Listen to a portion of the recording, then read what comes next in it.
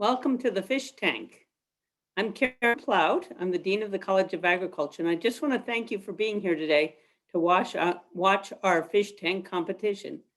This competition embodies one of the very important parts of Purdue University, our spirit of innovation and growing talent. College of Agriculture is ranked number 7 in the country and number 12 in the world. Our plant science initiative continues to move forward with some of the most advanced imaging capabilities in the world that allows us to analyze plants from root to shoot. Our capabilities in controlled environment and in the field continues to grow with advanced imaging, data science applications, and leadership on the Internet of Things for agriculture, making digital agriculture a reality for the future. We're continuing to move forward with the goal of making Indiana the place to go for ag tech innovation in the world. Together with the Foundry, we have opportunities for entrepreneurship like never before. We have startup companies from faculty to staff to students, graduates, and undergraduate opportunities continue to grow. And today I'm excited about the opportunities to feature some of these new startups that work in many different areas. I'd like to take the time now to introduce my colleague, Bernie Engel. He's the Associate Dean of Research and Graduate Education for the College of Agriculture. And I want to thank him for all his work in this area, as he's just been a catalyst for growing industry partnerships and entrepreneurial activities. And with that, I'll turn it over to Bernie. Dean Plout, thank you, and welcome to everyone again. So we greatly appreciate you joining us on this day. I think we've got a great hour and 5 minutes, hour and 10 minutes in front of us.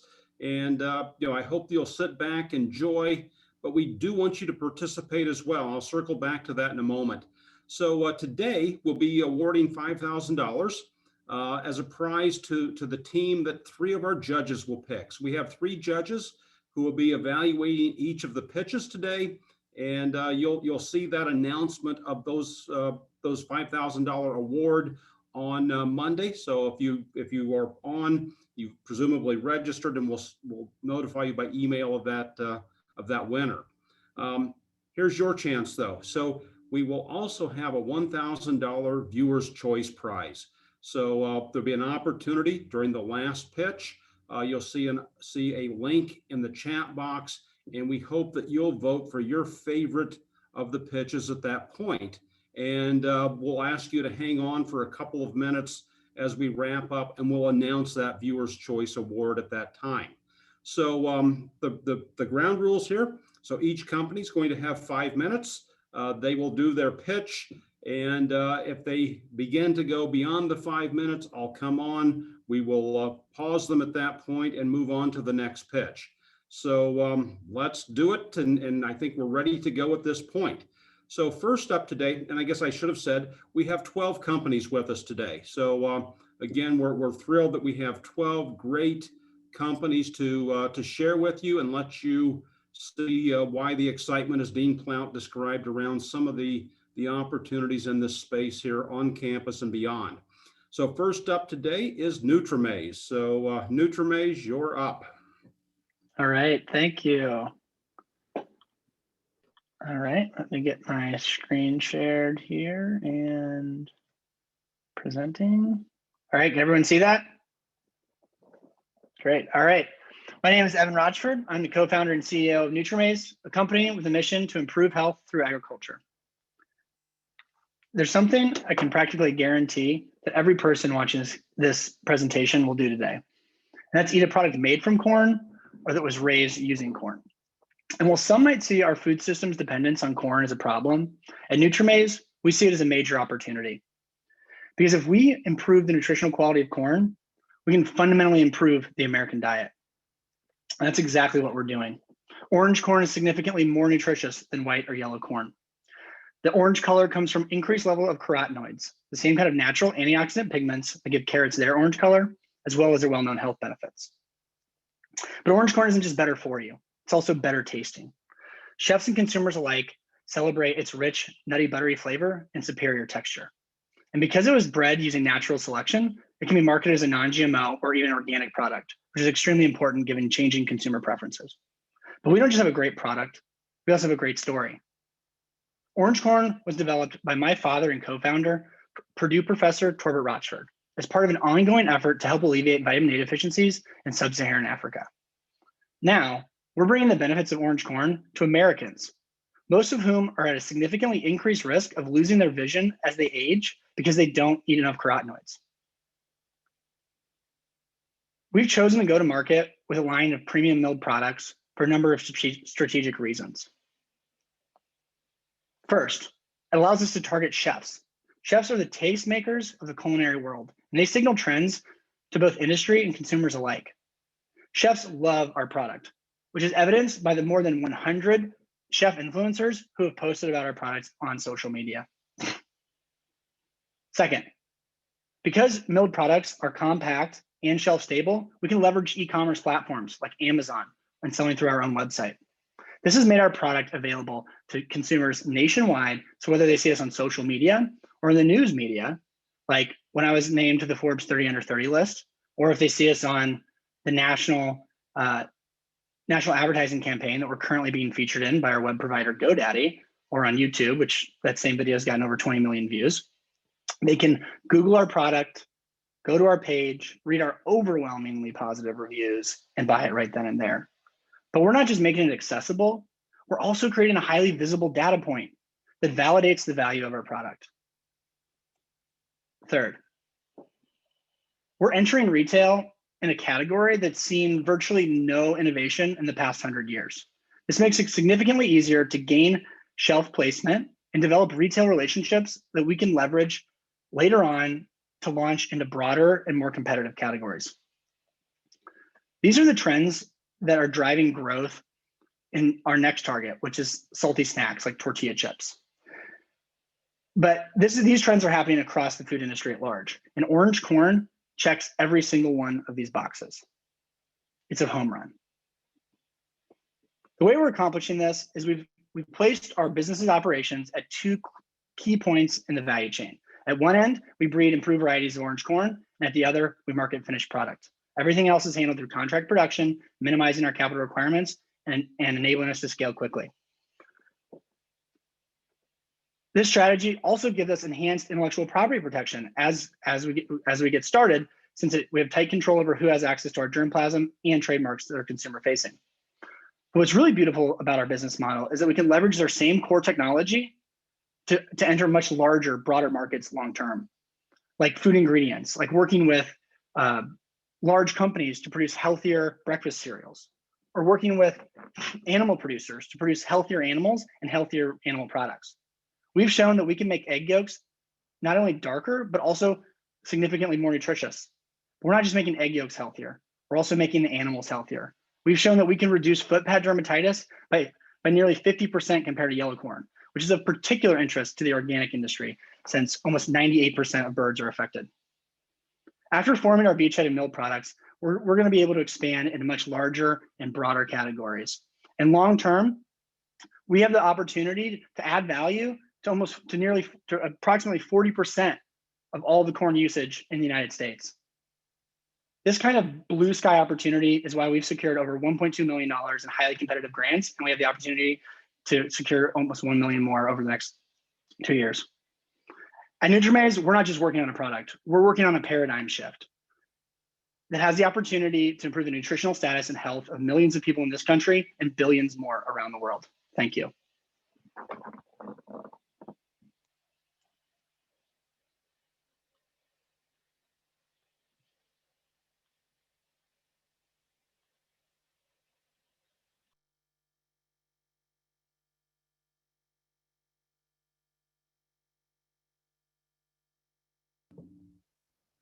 All right, thank you. Sorry, I had a challenge unmuting there for some reason.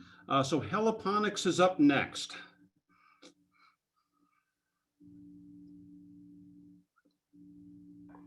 Hello, everyone. Can you see my screen? All right, looks like we are now sharing. Good morning, and thank you for coming here. My name is Scott Massey. I'm the co-founder and CEO of Heliponics, and we provide consumers with the GrowPod Smart Garden appliance so that they may grow vegetables in the convenience of their own home. I originally became involved with hydroponics in 2016, working under Dr. Kerry Mitchell at Purdue University as a research engineer on a NASA-funded study to develop more energy efficient, higher yielding LED lights so that astronauts could grow vegetables in future space colonies. Not only did this experience help me fall in love with hydroponics and ultimately found this company, but it also made me aware of the fragility of our current food system that we're seeing disrupted today by the coronavirus pandemic. And this is largely due in part to our dependency on large amounts of land, water, and labor to grow these vegetables. But through our GrowPod Smart Garden appliance, we aim to solve many of those issues. First and foremost, I wanted to thank you all for the support you showed over the years. You may have recognized us from the last 4 years growing a prototype shown on the left there that we built on campus as undergraduate students to our full production model that we're now producing by the shipping container load through our Midwest contract manufacturer here in the United States. But the main reason why this business model of indoor gardening, specifically the growing appliance, has not taken off to date is that the vast majority of systems that have existed on the market grow very little food. It's not useful enough to replace that part of your diet. They're very energy inefficient, so much so that the electricity bill would be larger than the grocery bill for the same vegetables. And finally, extensive user maintenance. As this audience would know well, farming is hard and people generally don't want to get their hands dirty. So it needs to be automated to have a seamless user experience. And by listening to our customers, we developed here the GrowPod Smart Garden appliance. And exclusively through our proprietary rotary aeroponic design, do we have triple the yields of our nearest competitor with half as much power consumption. And it's the first clean in place hydroponic appliance on the market to achieve the highest degree of food safety with the least amount of user maintenance. A literal top-down view of our technology could be described as rotary aeroponics. It has been discovered that if you take a cylindrical vertical growing tower and you rotate that to mimic the sun's rotation that's lost inside of a contained growing environment, you can achieve over 100 grams of produce per kilowatt hour power. This is a very important metric of efficiency because it's the direct correlation to the profitability of any vertical farm. Speaking of which, most vertical farms peak in efficiency around 70 grams per kilowatt hour, and very few have broken the 100 gram threshold.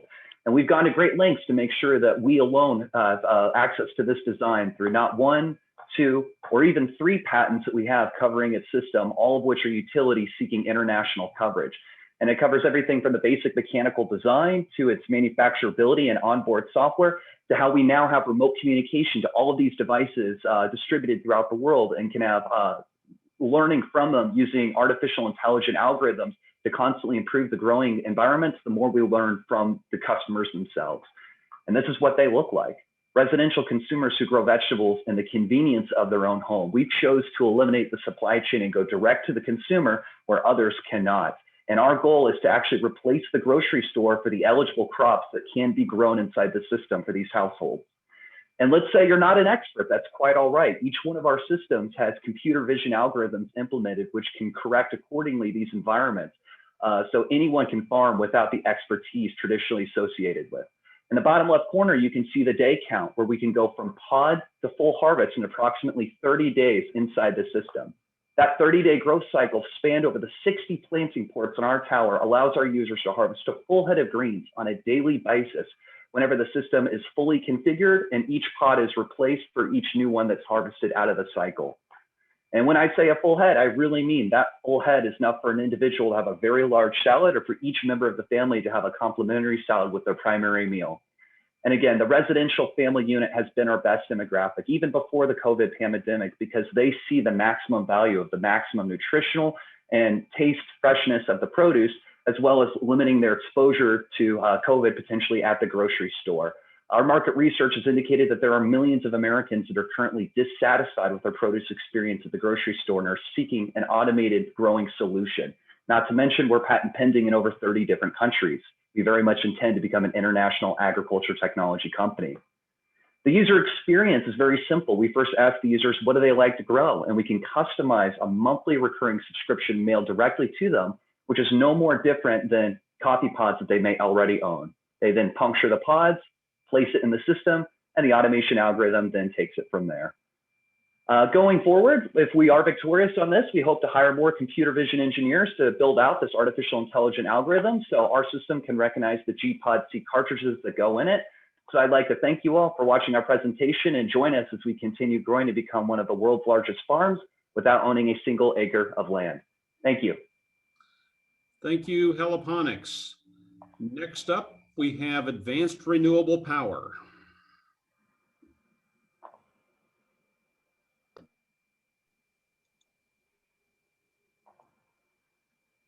Do you see my screen? Yes? Yes. Okay, great, thank you, thank you. Thank you all very much. Thank you for your time and attention. Our technology is what we call mobile power grid, basically an energy system, which we designed to go to agricultures, farms in particularly Africa to help them to increase their production as well as protection of their agricultural product. You see some example of the technologies which goes to this system, various applications, including charging this what we call cold chain system to protect their produce, and several platforms also made out of the various technologies that right now we don't have time to explain all that, but we'll come to that. So our team is what you see here. Most of us are in this business. I'm also faculty of mechanical energy engineering, chairman of the Advanced Renewable Power. And now what's the problem? You look at the map, it shows you what's the problem, electrification. And as a result, when you go to what happens, 1.6 billion people don't have any electricity. As a result of that, 80% don't have access to it. And what happens? Half of the agricultural produce lost before reaching to the market. That's what we're trying to, one of the problems that we're trying to solve. And also they don't have any clean water, health, education, or digital economy. So that's our mobile power grid will do for them because it doesn't need transmission lines. Now, how we do that? Because we don't need any transmission line, and we go where there is no power to provide, in order to provide them electricity and refrigeration to protect their products, and also working with College of Agriculture to help them to increase more production of the agricultural products. Everything that they need, they need electricity. That's what we're providing to them and working with them in these areas. Our systems, the technology is cleaner, of course, and greener. We work very faster. The technologies that we have here that we can charge things in 12 minutes. And also environmentally, it's much safer because these systems are going to last 15 years because of all the engineering that we do at Purdue University and the superior technology we have. We have 3 patents currently, and we're filing another 11 patents in various areas of both engineering, electrification, and agriculture. Now, what's the market for what we do? This is the map for the market from McKinsey, $5 trillion. As you see, North America, Africa, we're primarily really focusing in this area in Africa at this point. And how do we do that? By providing technologies and access to them, from going through 23% currently to 100% hopefully in the near future. Competition, the companies like GE and ABB in the electrification side, it's not in the agricultural side at this point.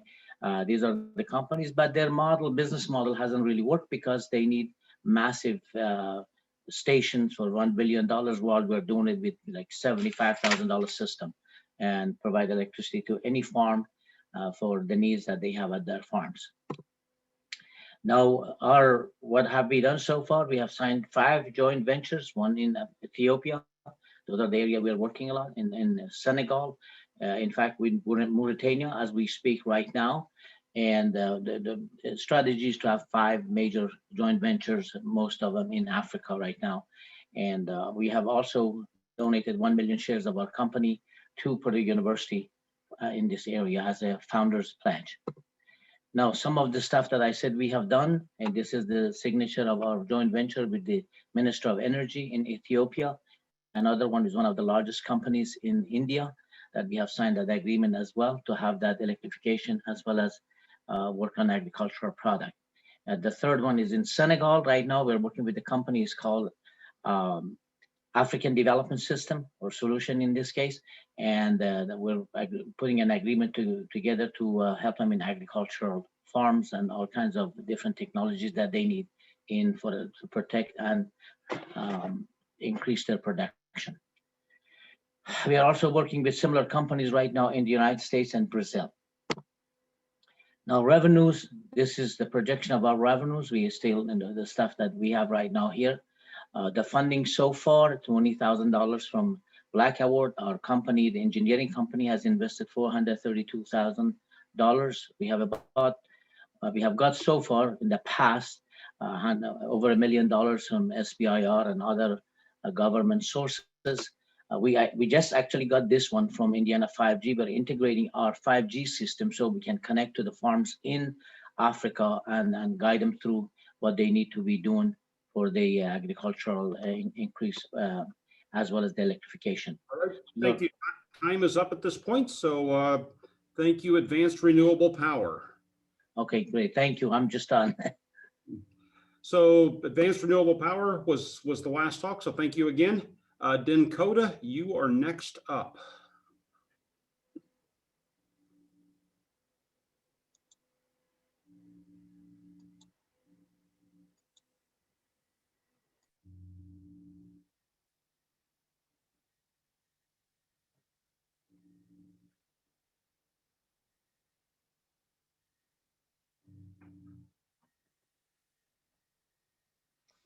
Okay, so thank you everyone. My name is Dong-Woo Kim. I'm the founder and CEO of Dankoda, and I'm research scientist at Department of Botany at Purdue University. Today, I'm going to talking about improvement of biofuel production using our company's DNA-based sensing technology. So due to limitation of natural resources, the biofuel production is getting more attention. So first generation of biofuel production using edible crops such as corn, but there are problems like a higher food price and land use problem. So second generation, like non-edible crops such as switchgrass, getting more attention because have advantage is like growing on non-edible land. Also, 1 acre of grass has more gallons of ethanol compared to 1 acre of corn. But the problem for second generation of biofuel production is a raw material called cell wall product called lignocellulose has some resistance to degradation. So you have to using very harsh conditions to break down this lignocellulose to useful bio oil production. So, but this first step is very inefficient. Only 10% conversion is because harsh condition of this pretreatment. So generation of a lot of toxic chemical. Also, you have to get rid of these toxic chemicals. That's why there is a high production cost compared to other biofuel production. So like $1 per liter of gasoline equivalent compared to others is $0.5 per LGE. So our solution is using our company's DNA-based sensing technology. You can monitor this process. So using, instead of harsh condition of pretreatment, we are using enzyme-mediated breakdown of this lignocellulose. So we can monitor this process, and then also we can identify new enzyme and then improve enzyme activity. So currently, this approach patent is pending at US Patent Office. Currently IP owned by Purdue Research Foundation. So using this approach, we can improve this conversion over 90%. So total addressable market size for global biofuel production is about $140 billion. So service addressable market for US biofuel market is about $50 billion. So our target market is US lignocellulose biofuel market, which is second generation market, about $8 billion. So compared to other company, they are using also enzyme mediated conversion, but as using our technology is much better, efficient, and then much more safe because using DNA as a sensor, and then time to produce much faster, and then production cost is also much more better than other companies using DNA based in sensing technology. So our business model is licensing technology to biotechnology company using enzymes such as Novozyme and then Creative Enzymes and then DSM. So we are planning to licensing our technology to them. So currently I have a scientific advisor, Professor Krusmark at College of Pharmacy at Purdue University. He is one of the co-inventor of this technology. And then Ms. Diana, she's my business advisor. And then Professor Kapita recently retired from Purdue Department of Botany. He has been working in cell wall product over 30 years. He is going to be my scientific consultant. And then Anton, he is my research partner about this biofuel production at Taimura Analytical Operations. So thank you for listening my pitch today. All right, thank you, Dankota. Thank you, thank you. So that one was Dankota. Next up is Krishi.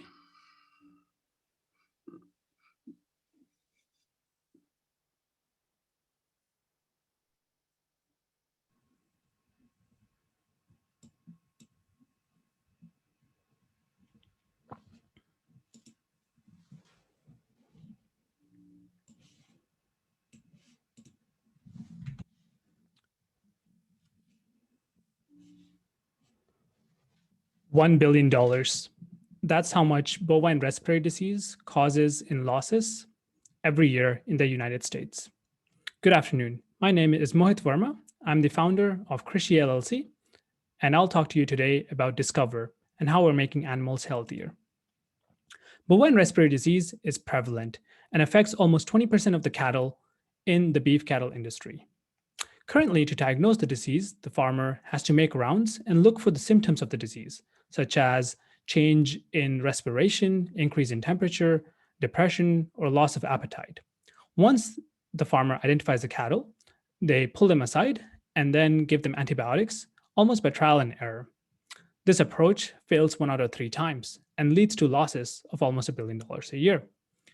If the farmer wanted to know which antibiotic should be given, they would have to know which pathogen is causing the infection. Right now, that is only possible using lab tests, which can be slow and expensive, taking several days to a week to get the results, just like we've seen with the COVID-19 pandemic.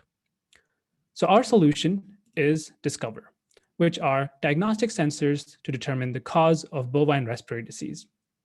These are proprietary sensors based on paper microfluidics, for which we have the IP option to license from Purdue from my lab. The sensors would work something like this. You would collect a nasal sample from the cattle, put them in our Discover box. The analysis will take place to determine which pathogen is present, and then it will provide you with an answer of which antibiotic is most likely to work. This result will show up on the phone, and the antibiotic can be administered appropriately. The value proposition is that Discover can be used on the farm, provide results in less than an hour, improve animal welfare, increase the judicious use of antibiotics, and eventually lead to higher profit for the meat. With Discover, we are targeting the rapid cattle diagnostics market in the United States, which is $29 million. But it is a platform technology and therefore can be adapted to other diseases and for other animals. And we can tackle the animal diagnostics market in general, which in the US is $1.7 billion and globally is $3.1 billion. To target this market, we have a proof of concept device consisting of 2 parts. A cartridge shown on the left, which is where all the reagents for conducting the assay are stored. So it contains reagents that can detect specific nucleic acids, whether that's DNA or RNA, from the target pathogen and cause a change in color. The different spots you see on the cartridge are for the different pathogens. This cartridge goes into a heater imager device that's shown on the right.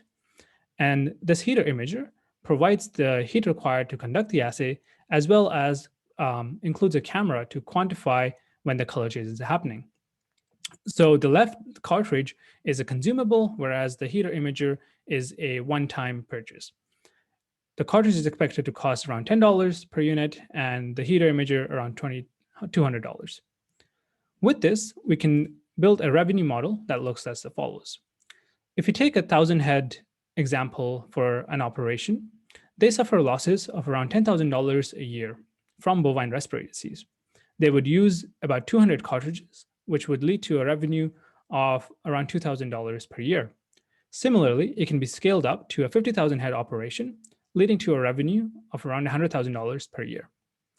These are just estimates based on almost back of the envelope calculations. To verify whether these are correct, we reached out to all farms, which are based in Indiana and is a 3,000 head operation.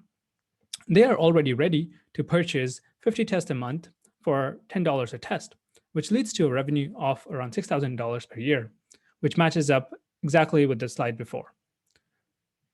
That gives us confirmation that real customers would be willing to buy this product.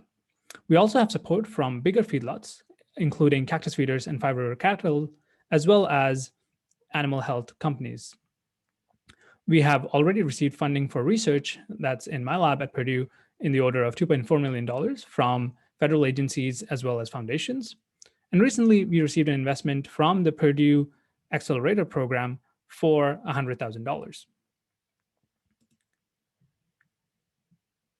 As a part of the team, I am the leader in biosensors and developing user-friendly diagnostics, as well as I have people working on detecting the pathogens, building the devices, as well as figuring out antibiotic resistance. In addition, we have an advisory panel, which provides expertise in animal sciences, veterinary medicine, as well as actual farming of beef cattle. And I'm sorry, we're out of time at this point. So that was Krishi. So thank you, Krishi, for the presentation. Next up this afternoon is Gen 3 Bio. So Gen 3 Bio, please share your screen.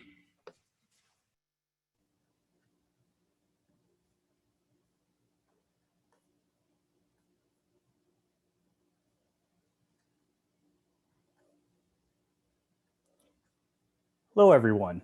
My name is Kelvin Okamoto, and I'm CEO and founder of Gen 3 Bio, where we're saving the environment by growing and processing algae wherever it's needed. As a first step, we do have an on-site plant trial in Roberts, Wisconsin at their wastewater treatment facility, where we take the algae from a Cleara's photobioreactor that generates the algae, and we will then process it through our process to produce specialty chemicals. As you may know, carbon dioxide leads to global warming. Currently, algae can be used to reduce the global warming contributors by taking the carbon dioxide out of the air emissions. But unfortunately, it leaves behind a byproduct of waste algae that is then typically landfilled, which actually negates the purpose for using the algae because of the generation of methane through the biodegradation in a landfill. Enter Gen 3 Bio. Using our proprietary technology, typically landfilled algae is turned into desirable products while removing the negative impacts on the environment. How does Gen 3 Bio do this? We process the algae using a proprietary enzyme blend that breaks open the algae cells to release sugars, fats, and proteins, which Gen 3 Bio then separates and further converts into specialty chemicals and other products. Now, in the past, Gen 3 Bio processed algae produced by third parties, but we now have technology coming in-house where we can grow our own algae using a low-cost proprietary technology, thus providing a modular algae growth and processing system. What are the initial revenue specialty chemical products that we are looking at? They are biosuccinic acid and aquaculture fish food, with sales being business to business or B2B. Our initial target market size is about $135 million of biosuccinic acid and aquaculture fish food, which are entries into the $470 billion specialty chemical market.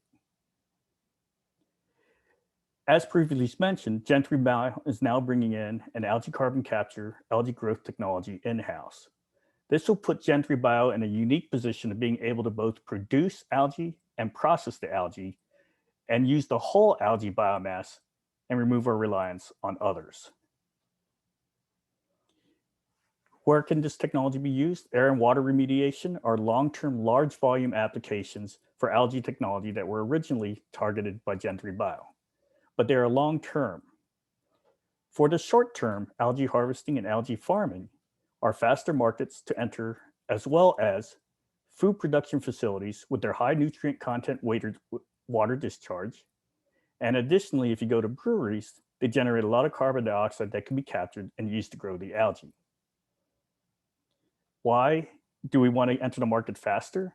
When I mentioned the initial target market, what I didn't mention is that the target market is the unmet demand for the supply of biosuccinic acid and aquaculture fish food today. The faster that Gentry Bio can meet those unmet demands, the faster we build that and keep that for ourselves.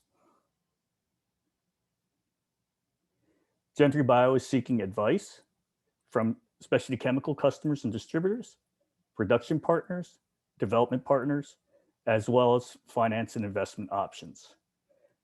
It should be noted that since our pivot to include in-house algae growth technologies, there have been several potential customers that have come forward that we're actually talking with for contracts for pilots going forward.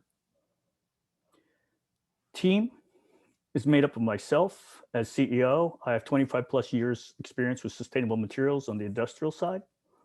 James Stevens is VP of algae processing. He has 18 years fermentation and extraction experience, where he actually was co-founder and CEO of Blue Marble Biomaterials until he sold it in 2019.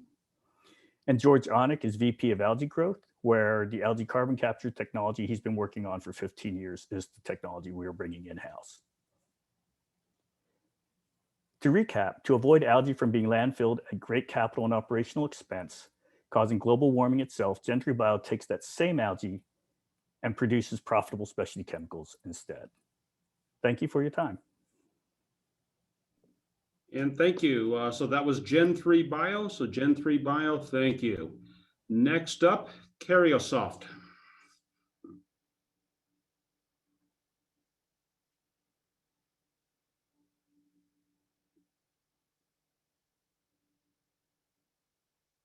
Can you now see my screen? Yes. Okay. Good afternoon, everyone. My name is Rajesh Periyanayagam. I'm the founder and CEO of Cariosoft. Cariosoft's genomics intelligence data management platform empowers life scientists to effectively manage, democratize, and quickly transform vast amount of genomics data into meaningful insights within their secured on-premise or cloud environment. Today, scientists are generating a large amount of genomics data to find innovative solutions for global problems in agriculture and also in other verticals in life sciences. The amount of genomics data being generated is 20 to 40 times larger than the data generated by YouTube and Twitter. As a scientist, when I did research, I struggled every day to manage and analyze all the genomics data I was generating for my research, mainly because our institution did not have suitable tools. Also, as a scientist who spent 3 decades in life sciences, especially in agriculture, faster access to genomics data and insights are very critical to make informed decisions, which I did not have. Also, our institution had a fewer analysts to support all my needs. That added a lot of recurring costs to my organizations. All these personal problems are what inspired me to create Cariosoft. I was not alone in this struggle. There are hundreds and thousands of scientists are going through this problem every day in their organization. As you can clearly see, the current scenario affects scientists' innovation potential and organizations' R&D efficiency and time to market. That's why we created Cariosoft. Our platform seamlessly integrates into our clients' existing workflow and make the workflows efficient.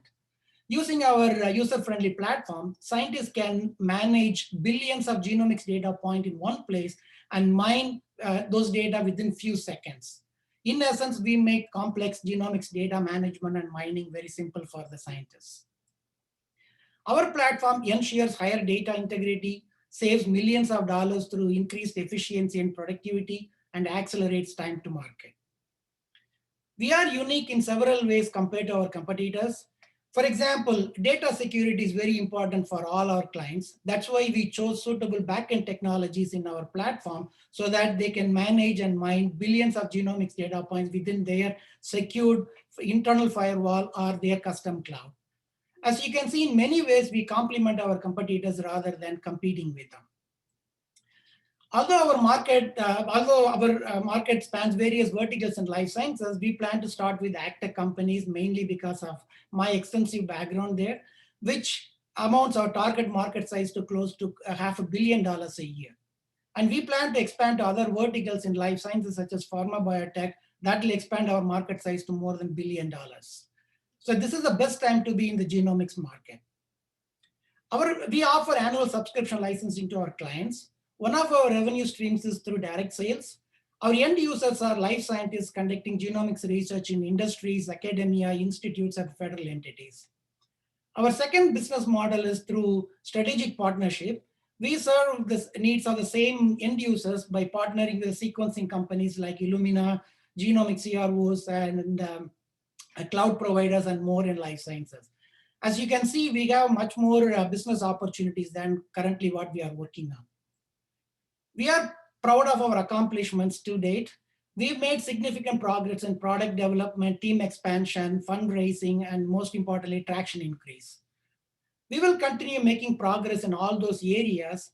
At the end of the third year, we hope to generate a revenue of $3.8 million a year, which might look small, but as you can see, a genomics analytics company like us in that revenue range are getting acquired with the 50x return of investment. So we are optimistic that we give a better return of investment to our investors. Our team is our greatest strength. Our team has extensive expertise on genomics, software development, sales, marketing, and finance with combined more than 125 years of experience in this domain. So in essence, we have a required expertise to build a successful startup company. We ask your help for introductions in ag tech and pharma biotech industries for collaboration or partnership opportunities that will help us to achieve our business goals. In summary, we are Cariosoft. We empower, we bridge the gap between the data and scientists and empower them to find innovative solutions faster in agriculture. Thank you. And thank you, Cariosoft. So again, that was Cariosoft. Next up is Hippo Straw.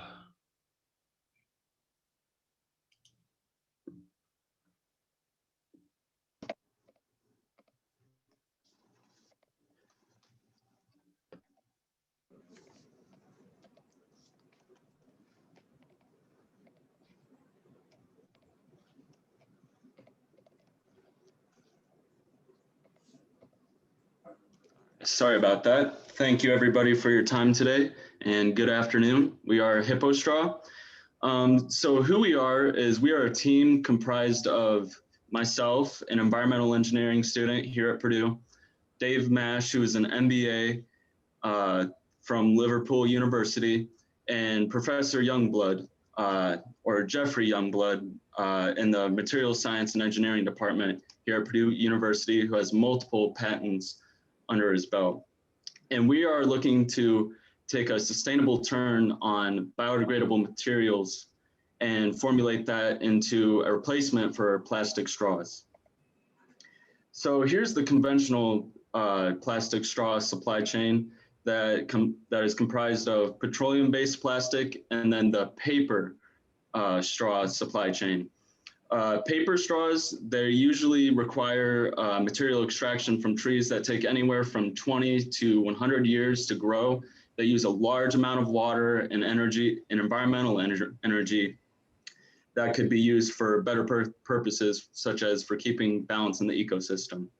So we're looking to replace the single-use plastics where they're dumped into the ocean at a rate of 8.3 billion straws per year.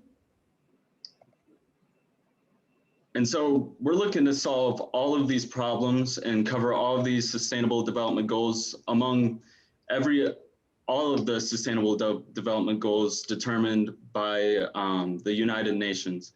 So clean water and sanitation, we're obviously looking to phase out the plastic pollution that arises from single-use plastic use in the United States and globally. And we're looking to remediate aquatic life from feeling the effects of this plastic pollution, and also life on land, because nature relies very much on water bodies and streams and rivers to thrive and survive. So what we have developed is a superior circular model that is composed of removing water hyacinth and giving companies that are hired to remove this plant material, we're given the incentive for them to supply us with the water hyacinth and keep this problem from heightening in the United States. So why have we decided to use water hyacinth for for our biodegradable straws. It is a noxious, invasive alien plant that overruns freshwater lakes, streams, and rivers. It can double in size within 1 to 2 weeks, and it absolutely destroys water ecosystems. And in the United States alone, it covers 700,000 hectares or 1.3 million football fields, which you can imagine the size of one football field draped over a water body. And that's how much it infests these water bodies. When these plants die off, they take up all the dissolved oxygen in the water and really leave no room for other aquatic life to thrive in the ecosystem that they live in.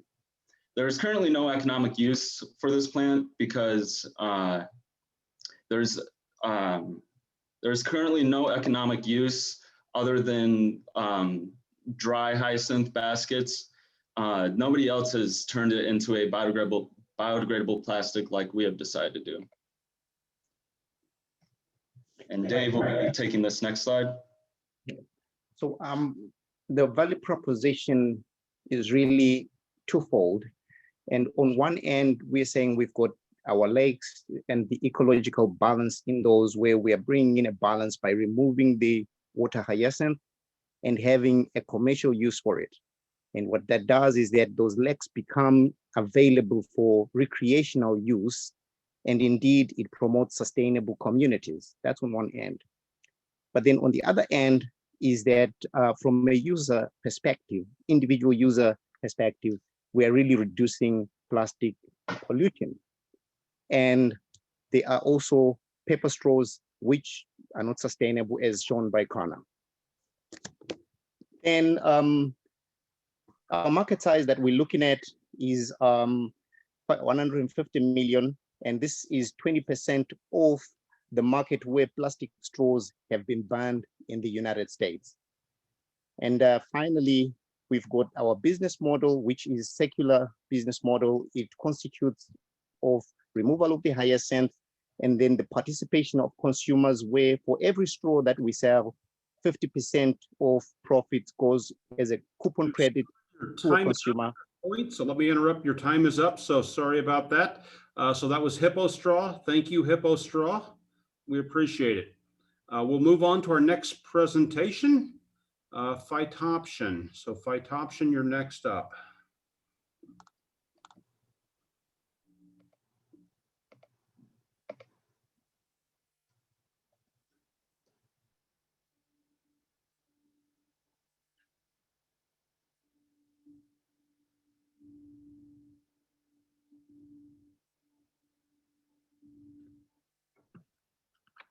Good afternoon, everyone. Good afternoon, everyone. Today, I'm going to talk about flora as new natural ingredients for a clean label world. My name is Joanne Zhang, CEO for Phytoption. So the problem we're addressing is to remove the artificial emulsifiers. They are everywhere in the food we eat and the product we use, such as bakeries, plant-based milk, cream, lotion, nutraceutical, ice cream, etc. This is an example for the label of a lemon cake bought from Walmart. In order to make the fat taste creamy, they have to add modified food starch and a lot of chemicals. So when you see this, what is your reaction? Yeah, I know, you don't like it. Similar as me, we are one of the more than 80% of total consumers who reject emulsifiers. Why? Because they are synthetic, chemically modified or treated, they contain gums and allergens. So what is the solution? That's a flora. Flora is natural functional flour labeled as a flour. There are many benefits. First, it's all natural. It's made from corn, pea, rice without any chemical treatment. It is innovative. The proprietary technology is currently patent pending worldwide.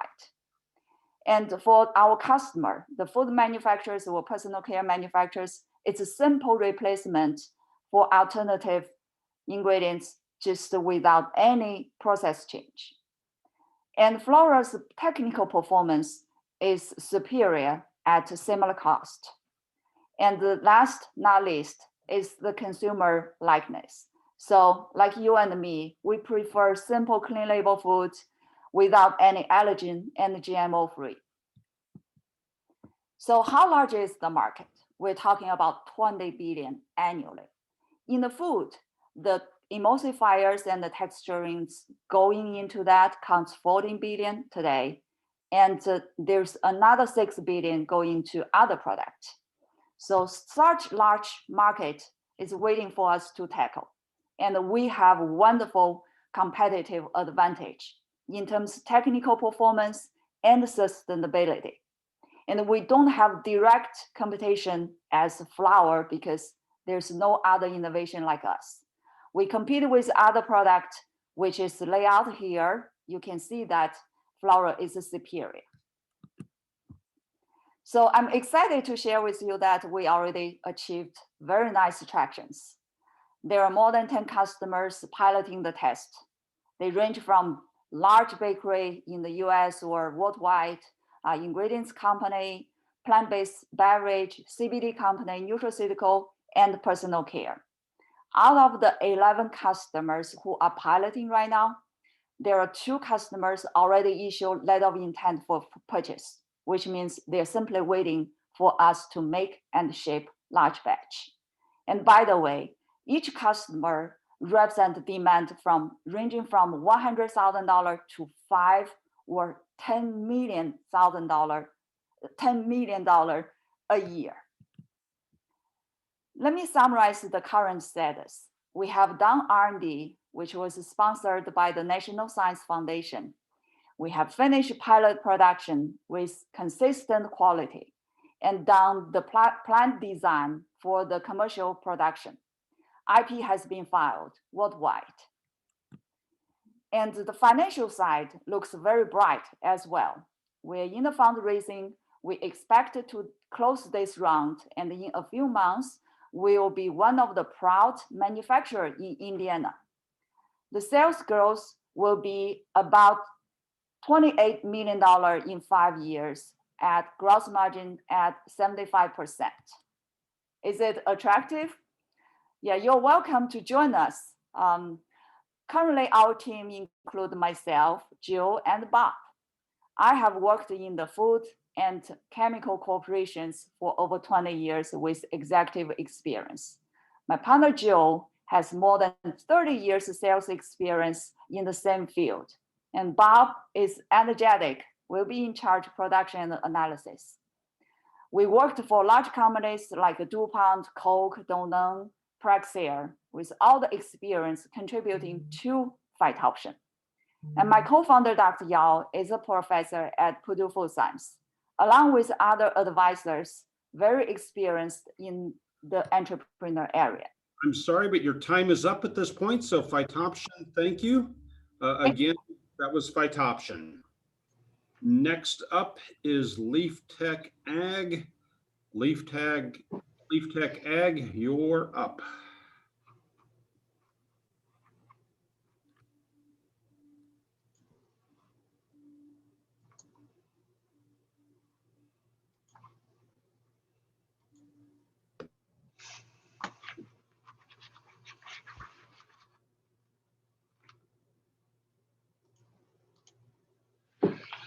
Hello, my name is John Masco. I'm founder and CEO of Leaf Tech Ag, and I wanted to invite you today to join us for the transformation of crop nutrient management. Success in agriculture is measured differently from producer to producer. One may be looking at maximum yields, maximum profitability, sustainability, environmental stewardship. Regardless of those goals, there are 2 things that have in common: the need to know, knowledge, and the need to know now, action. Currently, we are solving Monday's problem on Friday. And what I mean by that is that taking 3 to 5 days to quantify and collect the data's plant nutrient needs in a critical time frame of 10 to 14 days during the plant's yield potential is generally that for the general potential yield potential is determined. We are dealing with weather conditions that change quickly that allow us not to apply corrective measures. In addition, we're dealing with accurately via variability across the field. What we bring to the marketplace is a solution that is a handheld digital lab that analyzes the plant's nutrient and chemical composition in near real time. We are able to address all three of those areas very quickly. Currently, the current standard is to collect 10 to 15 leaf samples for a composite that we send off to a lab to identify the nutrient needs, the nutrient content of those plants. 3 to 5 days later, a crop consultant or advisor will look at that data and commit and generate a prescription, where then that prescription is applied to the field. The cost of each sample is about $25 an acre. What we offer up is the ability to be able to go out into the field, scan a leaf in 3 to 5 seconds, geo-reference where that particular leaf is, and collect 13.5 million pixels worth of data, which allows us to identify the nutrient and moisture content today, with micro and macronutrients coming later. With that ability to do tens of hundreds of sampling points within a field, we are able to identify with accuracy the variability across that field, and then create a variable rate application map, meeting the plant's nutrient needs for optimal performance. Our technology is also Purdue licensed technology. The way we deliver this to the marketplace is through a handheld scanner for a $5,000 value, and then we have a crop-specific data analytics. Corn is our first one we're working with, and in comparison with the ability to do 500 scans the traditional way, we are able to deliver 5,000 scans in comparison to a lab test, giving us more data density and more accuracy in our delivery of nutrients to the plants. Our market, we have roughly a $35 billion market alone here in the United States, and we are initially focusing on the Midwest corn producers and agronomists and crop consultants, which is about a 26.25 million marketplace. Beyond corn, we see that we have additional value due to the value per acre. And the value per acre is proportional to the number of tissue tests that have to be applied during the growing season for optimal growth. And as we go through, we're looking at hemp, tomatoes, grapes, potatoes, and other crops that we are working with to help expand our marketplace. In order to bring this to market, it takes a team and core values. And our team has a foundation, as we are a generational farming family with over 40 years of developing, implementing, and commercializing ag technologies in the real world. Along with our team, as we are partnered up with companies like Servitech, which is the nation's largest crop consulting company, Beck's Hybrids. We are working with Ag Launch to help us with validation work in other parts of the country so that we're on the farm. We work with Sony, KCA Labs, and Purdue University, and other universities in helping us keep not reinventing, but improving the delivery and the accuracy of our technology. And we're also working with Purdue Ventures, who have helped us out with their initial investment that we worked with. I am John Masco. I'm founder and CEO of LeafTech Ag, and I invite you to join us in the transformation of nutrient management and stewardship. If you'd like to learn more, visit us at our website at www.leaftechag.com, and we appreciate your time and patience in seeing what we can do for improving the nutrient management, the timeliness of activity, and the ability to deliver a better product in our agricultural sector. Thank you. Thank you. Again, that was LeafTech Ag. So LeafTech Ag, thank you. Next up is Vincennes.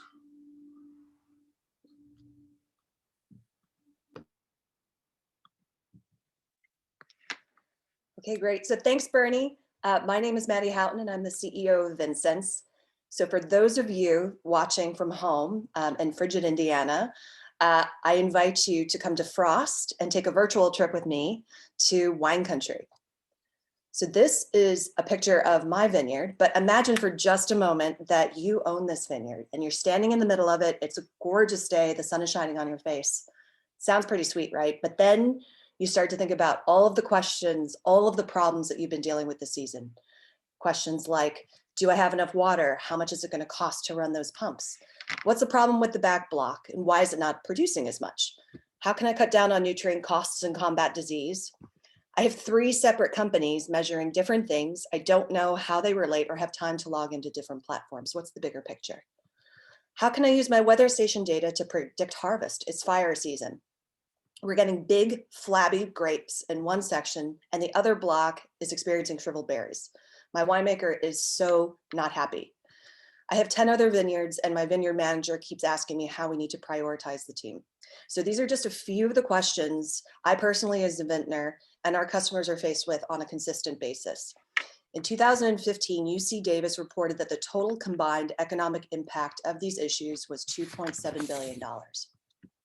So Vincennes' solution to these problems is an innovative patent-pending B2B service plus SaaS subscription platform for perennial agriculture crop production, enabling growers to make more effective crop management decisions to increase profitability, reduce cost, and improve long-term environmental and economic sustainability.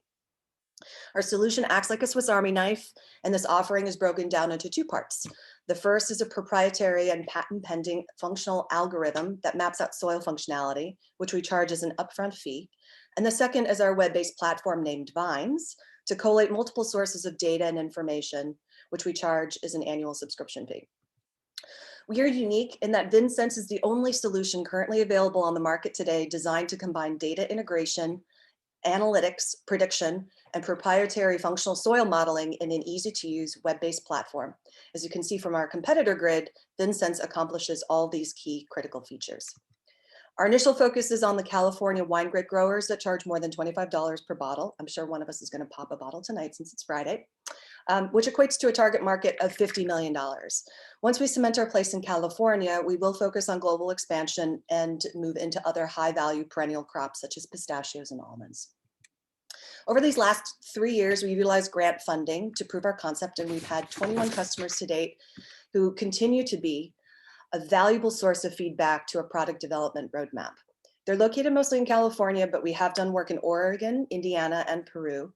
And these first customers were considered early tech adopters, supportive of our proof of concept efforts. We're now focused on approaching larger wine organizations. So what's interesting is that our customers have been able to reduce irrigation costs by 20%, increase revenue by $200 per ton, and decrease labor costs by $230 per acre. One of my favorite examples is of a winery producer in Sonoma who felt our services and platform enabled them to increase the quality of fruit enough to warrant a price increase of $5 per bottle. We have a 3-tier channel strategy, and we're predominantly word of mouth. We work directly with growers, wineries, and estate property, but we do recognize the opportunity associated with potentially licensing and white labeling our software. To date, we've achieved $320K in revenue. By 2020, we do expect our software subscription revenue to begin to outpace our services fees and begin turning a profit and generating positive cash flow. This revenue summary does take into account the conservative view of market activity due to COVID-19 as well. Our company contains a unique nexus of talent across soil science, data analytics, viticulture, and business management. This combined expertise ensures that Vincennes has the skills and expertise to support the continued development of a holistic crop management solution.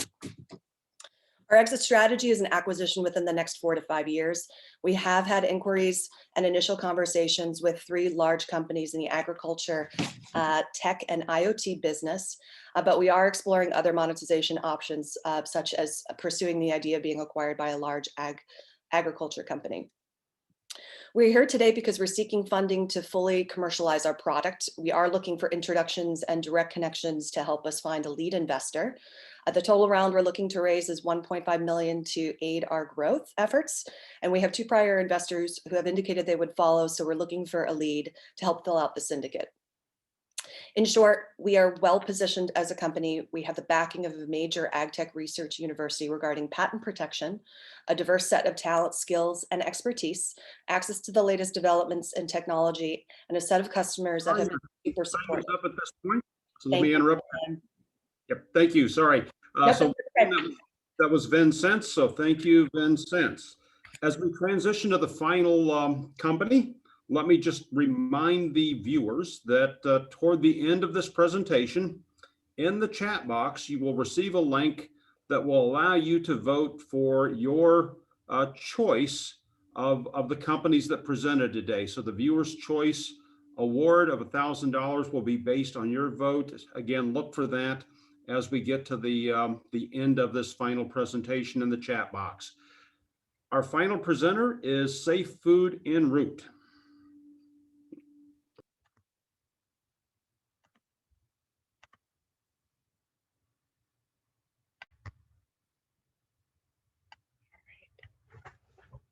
sharing the right one. Hold on, I want to make sure I'm sharing the right one. Apologies. Yes, okay. Sorry about that. Hi, hello, my name is Jennifer Crandall, also known as Jen, the food scientist on the socials. And I am the founder and CEO of Safe Food and Root. We have been in business just under 3 years. And in that time, we have carved our path by making corporate level food safety programs accessible to small and medium-sized businesses. We have partnered with some of the best companies in the world to maximize the wheels that already exist to bring in our tried and true corporate level deliverables without overtaxing the food industry. Did you know that 1 in 6 people get sick from a foodborne illness every year? And also that could cost the industry a potential of $3.4 billion yearly in annual recalls. And this is according to recent data. There's been an increase in the previous 5 years, which is more concerning with COVID on the rise and the way the food industry has had to pivot during COVID. We all know how that has affected small and medium-sized businesses. And Safe Food and Root is here to offer help and assistance in that process. Small companies and medium-sized businesses too usually have a small team of people wearing multiple hats. The team is focused on many things from sales to logistics, but most importantly, they're focused on growing their company. And as they grow, food safety programs are usually an afterthought, or it's a resource they just can't afford. A recent food science grad can cost a company up to $50,000 annually plus benefits, and that is someone with very little experience. And that is where we come in. Safe Food and Root brings to the table an average of 20 years of experience with each expert that we bring to them. And we do this by helping our clients with the following types of tasks. We do gap analysis and food safety assessments for due diligence work. We do food safety program development. We give supplier insights, product hazard analysis, and we focus very much on helping companies with the Foreign Supplier Verification Program rule.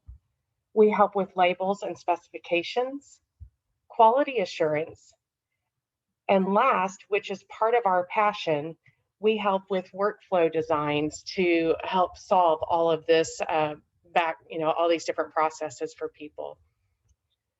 Michelle Davey, our CFO, has 20 years of experience in business administration and specializes in improving workflows, simplifying complex problems, and automating them. And I am a food science grad from Purdue with 23 years of experience in the food industry. That includes 12 years of time at corporate Kroger, learning the ins and outs of the expectations of a corporate level food safety program.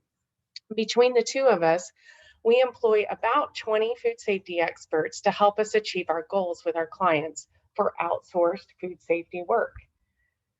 Here's an example of what our outsourced food safety work might look like. We assign one or more of our experts to a client program around their desired deliverable. For clients who have supplier and product management needs, we will design an automated system with our software partner, ReposiTrack. And we have designed the scaffolding for a food safety program that meets most corporate level programs. And finally, we use our pre-designed standardized templates and documents so that the experts only have to focus on the food safety work and meeting the deadlines, not the distracting tasks of some of the creativity and branding that goes around those template designs. And though Safe Food and Root is a little bit of a UK blue, I assure you we are boiler through and through. We hold a super special place in our hearts for my fellow Boilermakers. And if you like what you see here or are interested in any of our services, please feel free to reach out to me. We are offering until the end of February a special for anyone that's looking for supplier insights and monitoring. And we would love for you to be able to reach out to us. Make sure the subject heading is Boilermaker Special and email me at jennifer@safefoodandroot.com. Thank you so much for your attention and your time. Boiler up, my friends. Thank you. Safe food en route. Again, that was safe food en route. So viewers, you should have a link in the chat box that will allow you to vote for the viewer's choice. So please get to voting. Let me introduce at this point my colleague, Danica Kirkpatrick. Danica is the executive director of our Purdue Ag Alumni Association. Danica, what'd you think? Oh, that was so much fun. I am so glad to have been able to hear from these companies. Thanks so much, Bernie, and our friends at the Foundry, and the participants from the College of Agriculture for helping us put today on. Like he said, my name is Danica Kirkpatrick. I'm the executive director of the Purdue Ag Alumni Association. As many of you know, the fish fry has a very storied history. We used to meet in the Ag and Biological Engineering building, moved on to the Armory, and then eventually to a conference center in West Lafayette, and then down to the Indiana State Fairgrounds. And it's always been a really fun time for us to get together and visit and network and get to see each other once a year. And we really wish we could have done that again this year, but we had to be a little bit more creative about how we gathered. So one of the things that folks really like about the fish fry is the Purdue Agriculture Avenue, which is the sort of trade show area before the fish fry program actually begins.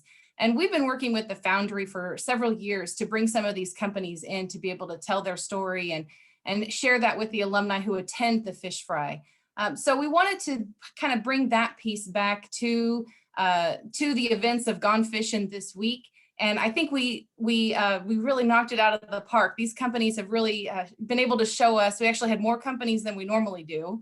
And they were able to show us their ideas. And now we get to give back a little bit. So voting is about to end. If you can please cast your vote, make sure you get that in.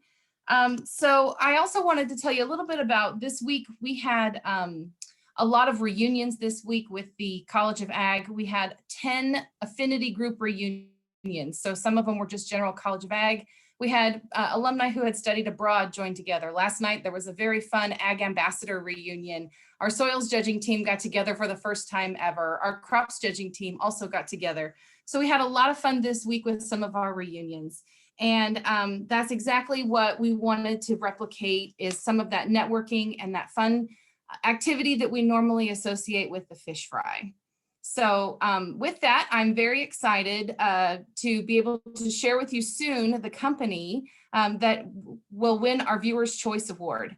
After I announce that name, the call will end, and then next Monday, you guys will all receive, if you've registered for this event, you'll receive an email from us. And in that email, we'll have the winner of the Judge's Choice, but it will also have the contact information for all of the companies that you heard from today, so that you can reach out if you saw something you really liked and you want to connect with them. We encourage you to reach out to them through that contact info that we will provide to you in an email on Monday. I think we are about ready to announce our winner.